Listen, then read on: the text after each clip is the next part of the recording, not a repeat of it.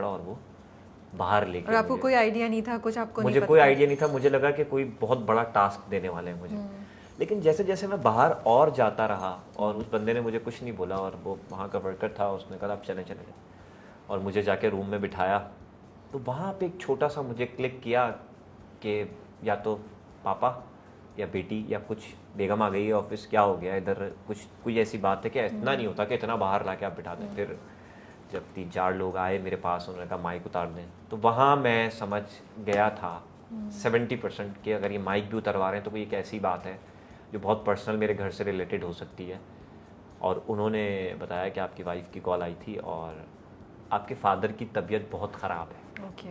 उन्होंने मुझे बताया आई नहीं थिंक अभी। शायद उनको भी कंफर्म नहीं हुआ था क्या बात हुई है मेरी वाइफ की, वहाँ मुझे नहीं पता था। तो फिर थोड़ी देर में एक और साहब आए और उन्होंने कहा कि आपके फादर की डेथ हो गई। So slowly they broke it to you. Exactly. और जिस तरह से उन्होंने मुझे प्रोटोकॉल दिया, जितना प्रोटोकॉल दे रहे थे वो न्यूज़ ऐसी थी मेरे लिए। और मैं तो नहा के निकला था और माहम के साथ और सारा उमैर के साथ बैठा हुआ था, और मैं बड़ा रैंडम गया कि कुछ काम होगा, और मुझे कुछ समझ ही नहीं आया कि मैं इस पर क्या रिएक्ट करूं। मतलब बस वो वाला था कि मैं बहुत कंट्रोल किया मैंने अपना रोना, और मैंने कहा आप मुझे 5 मिनट दे दें, मुझे रूम में 5 मिनट। मैं बैठा, मैंने अपने आप को समझाया। मेरे मोबाइल घर पे थे क्योंकि मेरा सोशल मीडिया हैंडल जितना वो मेरी वाइफ कर रही थी।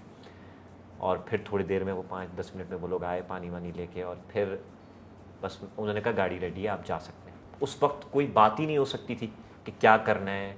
तो मुझे ये था कि मैंने कहा मेरे सूटकेस ये वो बोलते वो आप पड़े रहने दें। तो वहाँ उन्होंने मुझे कहा था आप अभी सबको भूल जाएं, आप बस जाएं और अभी आप जाके सारे मामलात देखें, क्योंकि उनको लग रहा था कि मैं फिर लाहौर जाऊँगा, पंजाब जाऊँगा, वहाँ सारे तदफीन के मामलात होंगे।